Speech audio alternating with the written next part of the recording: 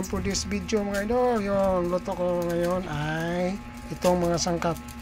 May siling haba, kamatis, ahos, at saka bombay na pula, at saka may itlog dalawa, at saka magic sarap. Palaya. Yung luto ngayon, palaya with egg yan mga idol. Gaya na natin ng mantika, yung kawaling gamay. Pag-isa na tayo ng lamas, yung bombay pula iuna.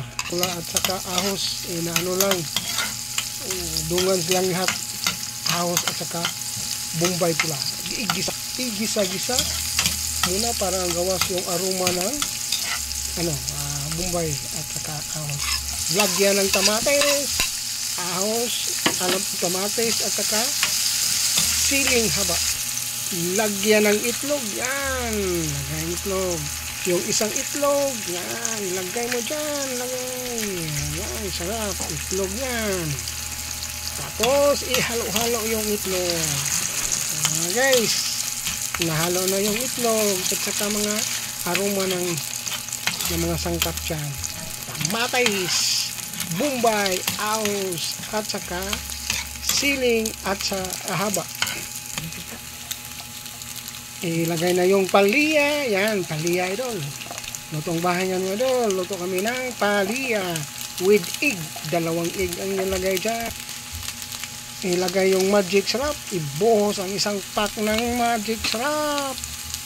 Tapos ihalo. Yan. Halo na yung palaya. Half cook lang po ito mga idol.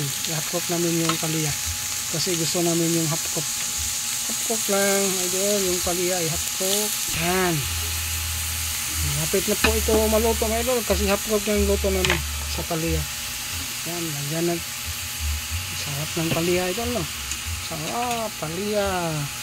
Gulay is life mga idol. Gusto ko mayroong gulay. Masarap yung palaya. Palaya with egg na 2. Magic sarap lang ang katapat dyan. Lagyan ng sibuyas dahulan para mas masarap yung lutong bahay na palaya mga idol. Yung luto namin ngayon, lutong bahay palaya with egg. Yan. Sarap yan mga idol. Yun ang ulam namin ngayong gabi. Maraming salamat po sa inyo lahat sa pagtingin sa mga vlog ko. Lutong pangbahay palaya with egg mga idol. Maraming salamat po sa inyo sa pagtingin sa mga vlog. And God bless po sa inyo. See you next time sa mga binablog. Palaya with egg. And thank you, and good evening po sa inyo lahat. And bye.